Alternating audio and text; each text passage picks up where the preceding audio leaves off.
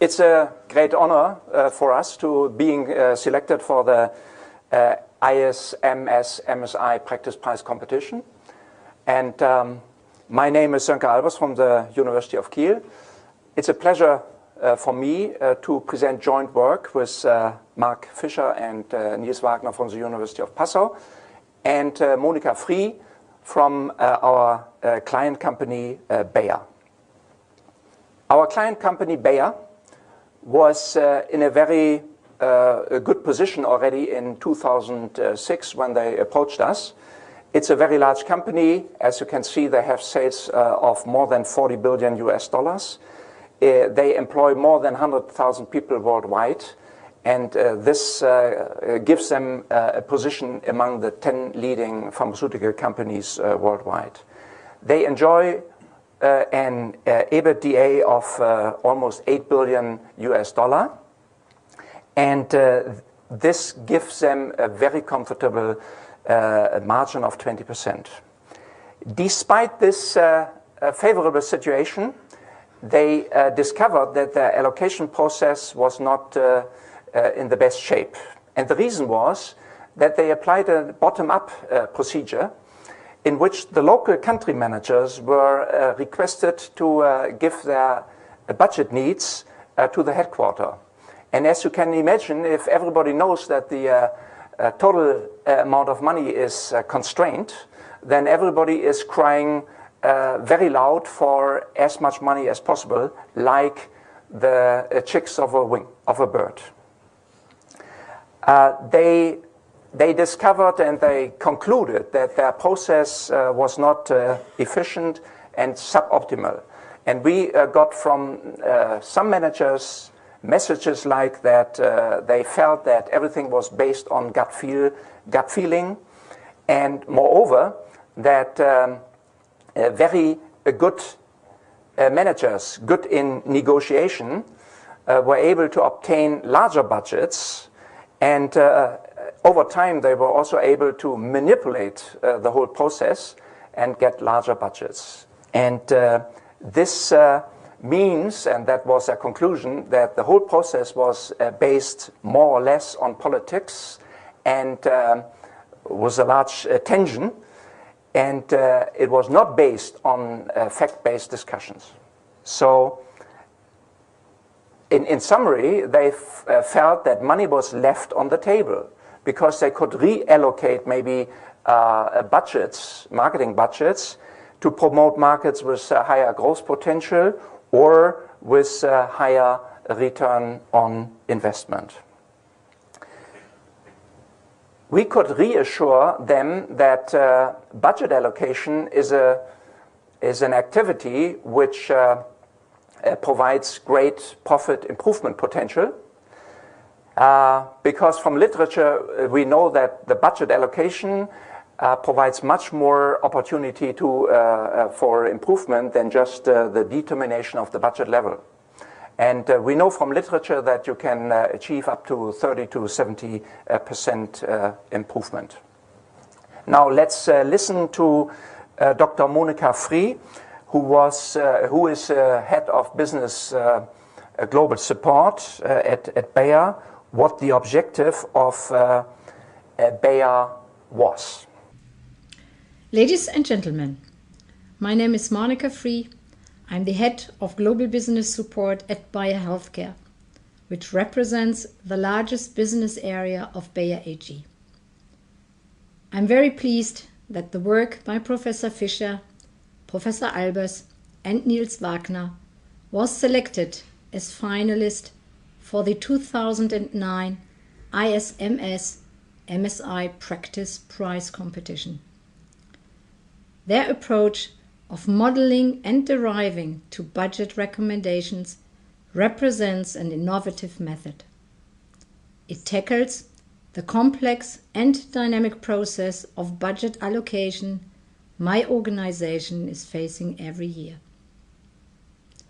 The international pharmaceutical market experiences significant changes in terms of competition, regulations, and customer expectations. My company did not stay unaffected of this development and we saw the need to advance our marketing and sales decision-making tools and processes. In particular, we wanted to make the financial implications of marketing investment decisions more transparent in our organization. Bayer, as many other companies, spent millions of euros in marketing and sales every year. The optimal determination of these investments is therefore of high interest for each company. And this is even more important as budget decisions directly impact the bottom line, as we all know. Our Board of Management therefore established a Global Marketing Excellence Initiative with the objective to establish innovative and evidence-based marketing decision-making processes in our company. In 2005, we sought the support of Professor Albers and Fischer and started our budget allocation project for our primary care business. This unit comprises prescription drugs that operate in 4 distinct therapeutic areas across many countries. These drugs are indicated to treat diabetes, hypertension, erectile dysfunction, and infectious diseases. They operate under quite different competitive and regulative conditions. Some brands are still under patent protection, others were launched many years ago. The drugs also differ in the size of their business, the effectiveness of their marketing spending, and finally, in their contribution to total profits. The allocation project suggested by Professor Albers and Fischer was strongly supported by the Board of Management. The main objective of the project was to improve the process and results of annual budget allocation in order to maximize discounted profits from the product portfolio. Okay, what was the contribution of our work to marketing theory and practice? We developed an innovative allocation tool, which is fact-based, no longer based on politics, fact-based. It focuses on relevant characteristics of different products, different countries, and different marketing activities. And it provided insights into the solution structure, not only a numerical optimized variable. We applied this tool to Bayer's primary care portfolio with 36 products and sales of more than $4 billion. And fortunately, we achieved a profit improvement potential of more than 50%, which translates into absolute terms of $685 million.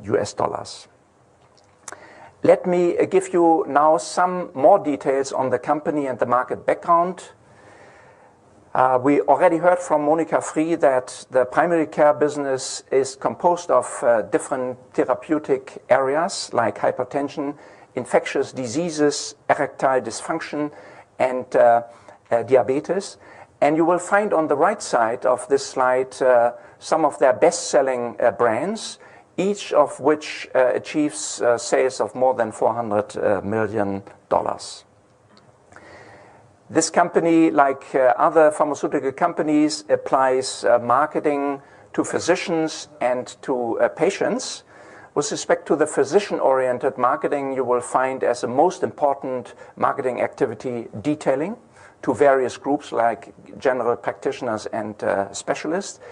And this is complemented by ads in professional journals and other activities like invitations to meetings. They also can spend money on patient-oriented marketing like direct-to-consumer advertising. However, this is only possible in the US because it's forbidden in Europe. And there are some other below-the-line activities. Now, Mark Fischer is describing the allocation procedure and then gives us information on the implementation and impact at Bayer.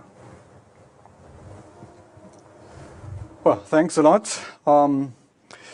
Well, as an academic, when you want to solve this problem, you start by formulating an objective function, and that's what we did. And I can assure you that's only one of the few formulas shown in this presentation. But we started with this because we wanted to have a solid solution to the problem. And basically what this formula says is nothing more than we have profit contribution for a specific product. And this is aggregated across all the products and all the countries in the portfolio. And we need to subtract from these profit contributions the marketing expenses. And they are allocated across the different allocation units. And in this context, the smallest allocation unit is a specific activity by a specific product in a specific country. So this is the profit contribution for the portfolio after marketing cost. And since we are dealing with a time function or a dynamic function, that means you want to maximize future cash flows, we need to discount and take into account the capital cost and the time value of money. And that function is going to be maximized. Unit sales is assumed as a function of marketing, of course, but also a function of life cycle, which means to measure the long-term growth of a product and some other factors. I will come to this in more detail later for the specific application at Bayer. But I want to emphasize at this point that we do not make any specific assumptions, parametric assumptions about the market response, so that the solution is really a general one. And it comes up to the applicant or to the user to define for the specific context what is the appropriate market response. We also need to consider some restrictions. That's why it's a dynamic profit maximization problem. And the first restriction is, of course, the total marketing budget must be met. We also assume long-term effects of marketing, and that's taken into account by using a stock variable approach. And we assume that marketing effects decay at a constant rate over time. And we need to also to satisfy some boundary conditions. And fortunately, the solution to this problem, which is, by the way, solved by using the calculus of variations under a restriction, is this simple formula, which tells us that the optimum budget is actually defined by an optimal share for the product or the allocation unit in the total budget.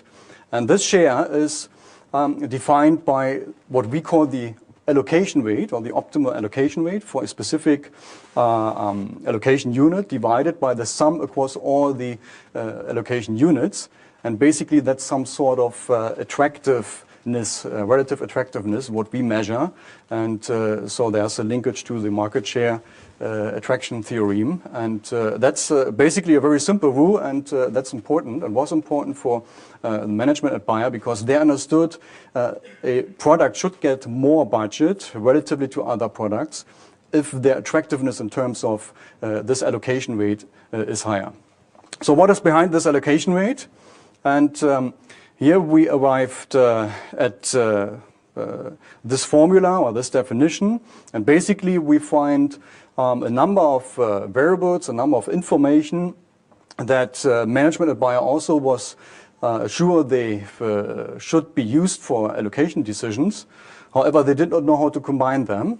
And let me walk through this equation together with you, because we can decompose it into three components. The first one tells something about the size of the business, the size of the profit, and so that is defined by profit contribution by time multiplied by unit sales. Then we have another component which informs about the effectiveness of marketing activities, and that's not only the short-term effectiveness, but we also need to take into account the long-term effectiveness. And the third component refers to the growth expectations of the product, and we believe that growth is also influenceable by marketing activities. And all these three components are part of the solution, and that is something that is really easy to understand, and that helps in accepting or getting acceptance for this allocation routine. You probably figured out that we have some of these information in this equation that need to be in the optimum. What does it mean? For instance, unit sales or elasticity, we cannot just plug in some values. These values are endogenously defined in the optimum. And that can be solved by using numerical optimization methods. However, the result would be that we plug in some data and the computer gets or produces some results, and that's not acceptable for managers because they do not understand why is a specific recommendation made. And for that purpose, we did not opt for developing or implementing a numerical optimization routine, but we looked for a heuristic allocation rule. And this rule is very simple because we keep the structure of the theoretical solution and we simply substitute the values that should be in the optimum by the latest available values. And so let me turn to the first component, the marketing effectiveness component. Here we take the last period's available elasticity for marketing, and that's divided by 1 plus the discount rate minus the marketing carryover. For the second component, for the size of the contribution, the latest available value of revenues is the one that we use, and multiplied by the profit contribution margin gives this multiplier. And the last multiplier in this heuristic is the growth potential multiplier, and that's defined as the expected revenues in 5 years, for instance, if this is the planning horizon, divided by the revenues today or from last period.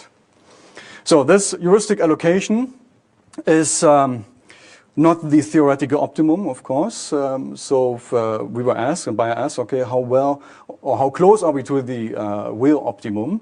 And we know from mathematical theory that this is a fixed point problem, and the fixed point is the theoretical solution, and this converges to the theoretical solution. And the question is, how fast does it converge? And for that purpose, we set up an experimental simulation study where we write different components of information. And here you see the degree of suboptimality in terms of profit deviation from the theoretical solution. And this shows that it quickly converges. And even in the first one, we are only 4 to 5% away from the theoretical optimum. And that also holds under competitive situations, so that gives confidence that this heuristic works well. Okay, we took this for implementing this at Bayer for the primary care business unit, which is the largest business unit. And the question is how to feed the heuristic with the appropriate data, marketing elasticities and so on. And basically Bayer had some experience in using econometric techniques, and so we had a good basis and a good starting discussion basis. So we used also 10 years of those data to calibrate an econometric model. And basically we had to define what kind of market response is really appropriate for this business. And these discussions were very fruitful because they had a good understanding of what should factor into this function and what should be accommodated by the type of function. And basically we found that the double log model is the best one because it also accounts for interaction effects and it really best represented the empirical data. In terms of predictor variables, of course, the marketing mix needs to be accounted for, stock variables for marketing expenditures, prices for own and competitors, we controlled for brand and quality effects. And we have some other variables like the life cycle, of course, like order of entry and country and seasonal effects. The model was estimated with maximum likelihood in order to account for the random distribution of parameters, which is an approach to produce brand or product-specific elasticities, and we need these because that is something that differentiates the products. And I'm not going into detail, but just give you an idea of how this model worked in terms of fit, and the in-sample fit is very good. It's above 0.93, the R-square. The holdout prediction, which is a much more strong or a stronger criterion, is also very good. R-square is above 0.92. And then we had very broad discussions on the phase validity of the results. So people from the sales force were part of the workshops to discuss whether the estimated elasticities really reflect their experience. And we used also results from other studies to compare these. And we also had available an independent study, conjoint study, to estimate the price elasticity, and that was indeed very close to our estimates. So to summarize the management, and we felt that we really had a good model that represents the realities in these markets. Okay, in terms of implementation and impact, we started by implementing the Heuristic into an Excel tool, and I'm just showing you very quickly how this looks like. It's very easy because everybody understands Excel, and for that purpose the manager can use it and really play around with it. Here are the input data. You get the intermediate results showing the allocation rates, so everybody can understand why is a specific recommendation done. We have the optimization results, finally budget decisions, which can also be manually updated, and a summary of budget decisions where you can have different tables combining and seeing where's reallocation between segments, products, and so on. So it's a true decision support system, and also including profit simulations and so on. And we used that also to see, okay, what kind of profit improvement potential arises from the reallocation. And here you see on the left side the reallocation across the different product areas. We cannot reveal the exact numbers, but the more interesting part is probably on the right-hand side, the additional profit. And in fact, the improvement potential is high. It's above 50%, or in US dollars, it's $685 million. So what happened in reality, and when we have a look at the annual report, we see that indeed in 2008, Bayer, the prescription drug business unit, experienced a 10% increase in EBITDA, and that's worth of $380 million. Yeah, that of course is a strong improvement potential, and of course people ask, where does it come from? Where is the improvement potential be driven? And so we had interesting strategic discussions which were initiated in the organization.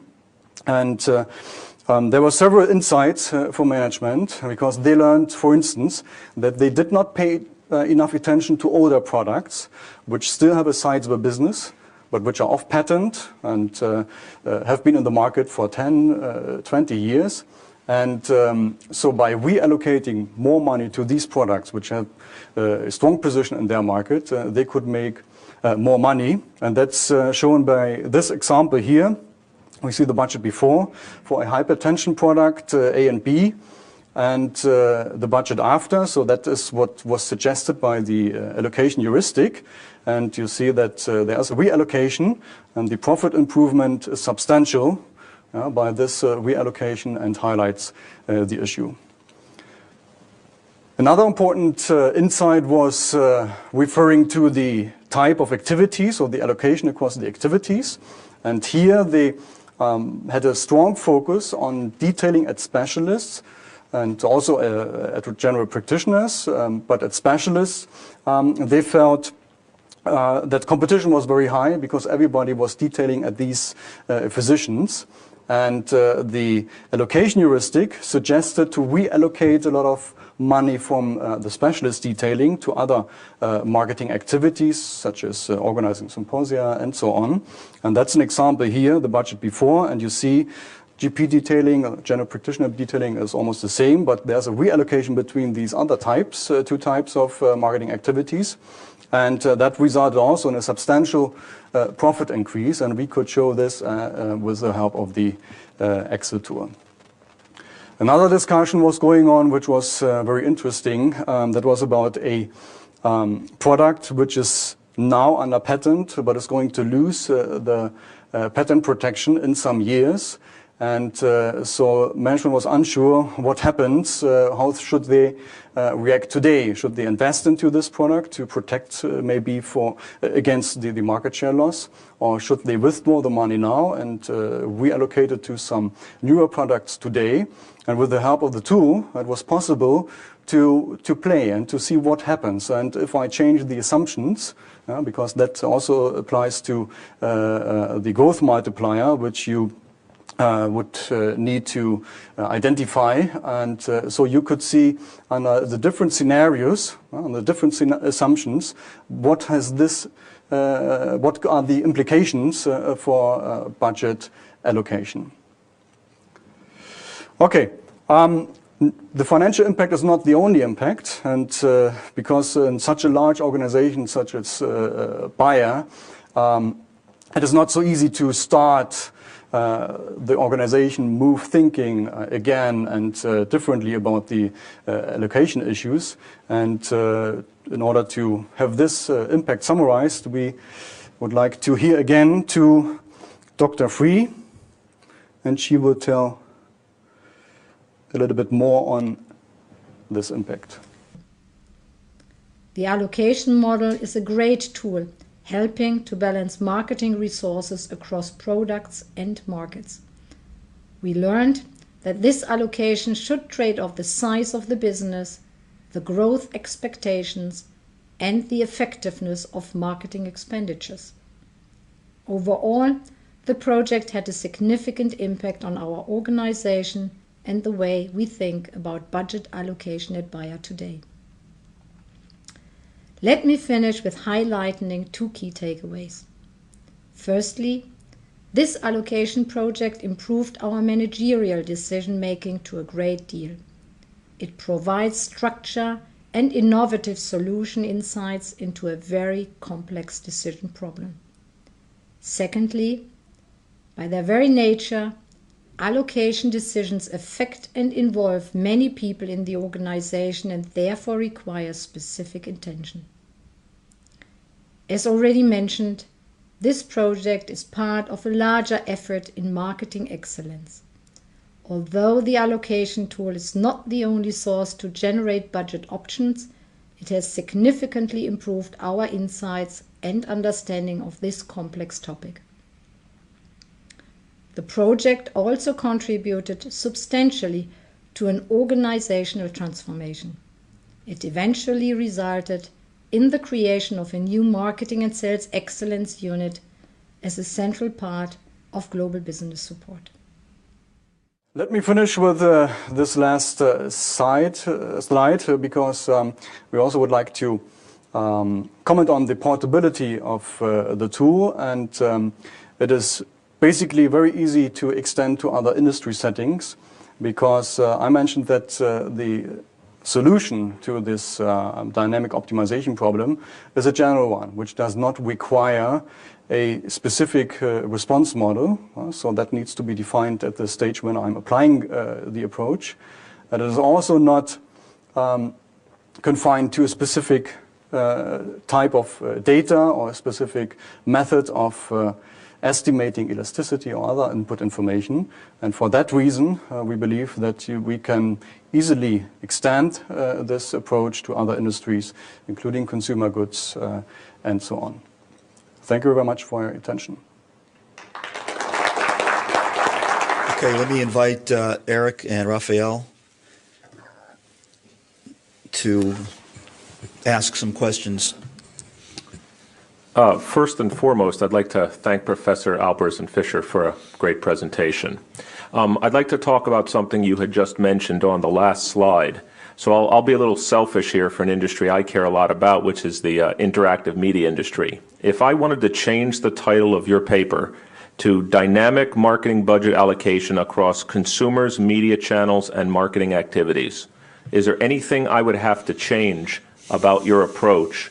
And if the answer is yes, that's good news, but should it also concern me that there's no industry structure taken into account?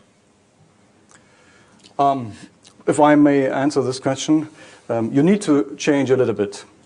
But basically, the question is, how do you define the smallest allocation unit? And in your case, it would be a specific new media activity targeted at a specific customer segment. So that would be the basis for which you would need to estimate the response, sales response, as an example. And but if this is defined, the approach works well, and it just is a different definition of allocation units. But you would need to adapt the methods for estimating elasticities and so on. And maybe just as a quick follow-up, and then Raphael will go, given the billions and billions and billions, and I could go for a lot more billions of dollars in this industry, why hasn't someone done this before? Like, what are the pain points in creating the spreadsheet models that you've done, and like, why can't everyone just do this? I believe, if I may answer this question again, I believe that typically people try to look for some numerical optimization method to come to a solution. But what we have here is a very general solution, and we derive from this a heuristic allocation rule. And that is the requirement to be implemented in an easy and understandable way for the user in Excel. And that's, I believe, the explanation for this. Okay. Mark, Sonki, thank you for the presentation. Very good. I'm going to use a little bit of my practitioner's hat for a bit. In the beginning, it was not very clear to me how the success of the project was determined. Specifically the metrics that led to determine if the project was successful or not, and then the post-event evaluation. How do you validate that 50% efficiency that you discuss in your paper?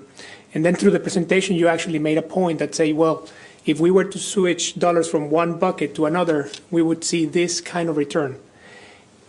Am I correct to assume that you are just linearly applying those transformations or the reassignment of those dollars, and you're oversimplifying potentially the implication of how much incrementality you would get by just simply saying, if I put $4 from here to here, you will get this much return? Can you explain to me underneath what else did you take into account?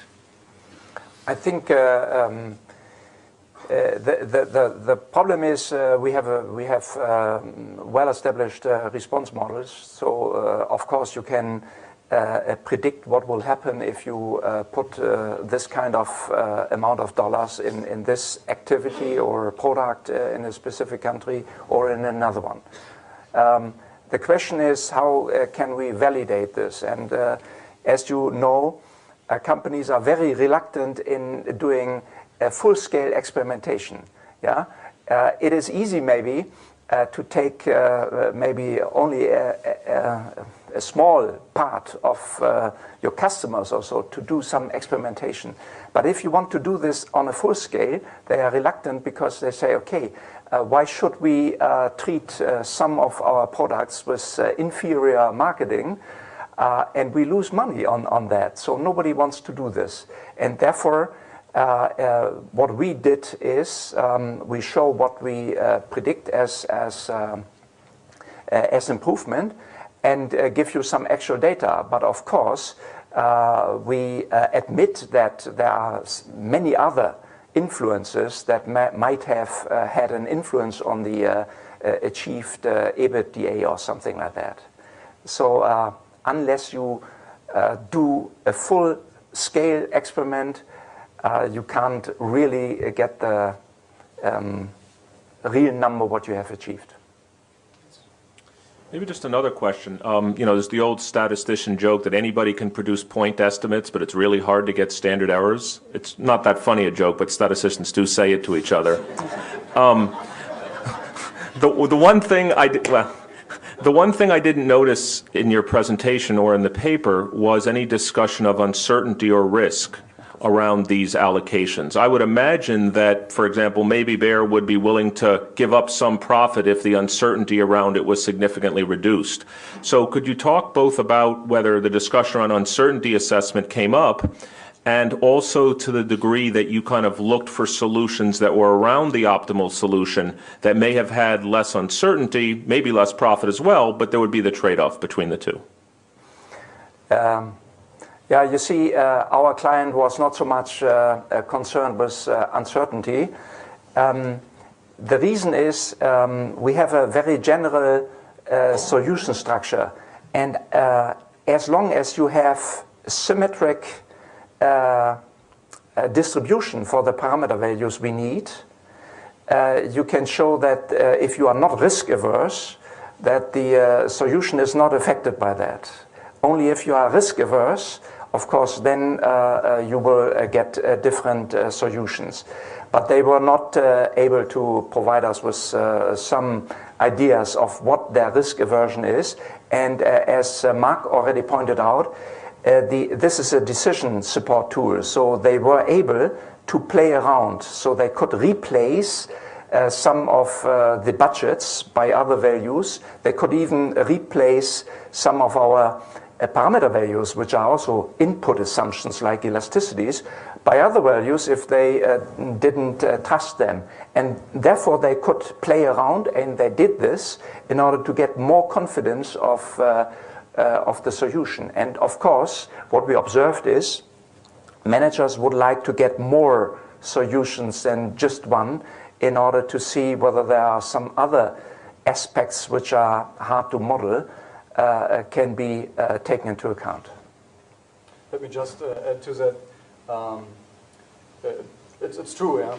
Bayer did not have a strong interest in this because they said, oh, we are fine by just using different values. We are anyway playing with the model and analyzing. And then talking about standard errors and all this stuff, that also gets complicated for a number of people. So they did not really request it, but I believe the model may be easily extended to capture such things, and so that's possible. Okay. Thank you. I'm going to use the same word that Eric used. From a very selfish perspective, one of the last comments in your presentation was that this could be expanded to other categories outside of the pharmaceutical. Right now, the model just focuses on dollar allocation alone for that redistribution of dollars between countries. So if we were to think about some categories or some elements like in the CPG category, the different countries will command for different product sets and ultimately different choices. The allocation of resources would not be just solely based on dollars. It would be based on something similar to what economists call the utility. So would you have any kind of feedback or point of view on how would you incorporate the utility functions to account for this global social utility function? I think if you want to really incorporate a utility function, that's very difficult for a company because they have to make this available, this utility function. But what happened is, of course, many strategic aspects have to be taken into account. For instance, which was not the case here because we were concerned only with European countries. But if you are selling pharmaceutical drugs maybe to Africa or so, then some social aspects come into your mind. And this is a strategic point. You can deal with this strategic point in order to say, okay, we are going to market it there, we spend money there, and this will cost us this and that loss of profit. And then they can trade off these losses against their strategic social responsibility or something like that. So they played around by getting numbers, what it cost, and took this into account for strategic thinking. But utility function, I think it's very difficult to implement. I think at this point we have time for one more question. Yeah. Let's imagine one of the things that I've always concerned about. Let's say you calibrate the model, then you take parameter estimates from the model, which you did, then you bring it into your Excel model and you do some optimization. When would you suggest that Bayer go back and revisit the calibration? So would this model last for 6 months, a year, 2 years, 5 years? Like and how would they know when the model's kind of broken and that not the theoretical model, but the empirical aspects of it need re-updating and now it's time to collect new data? Yeah, that's a very good question because this question was also asked by Bayer. And Actually, I cannot give a number, how long you should wait until you need to re-estimate the model, because sensitivities have changed, and that is probably very specific to an industry or to external events, such as a new competitor steps into the market. And that's basically those characteristics need to be taken into account. Strong exogenous shocks, or a certain time changes in the regulation environment, and so on, which tells you, okay, now you should step back and re-estimate the model. Otherwise, I do not see the necessity to estimate it every year again. And in fact, we were provided with some data for a consecutive year by Bayer, because that was really interesting for them. And we re-estimated the model, and it didn't happen too much to the parameter estimates. But you need to define, based on these exogenous shocks and information, when to re-estimate. And, well, that's it.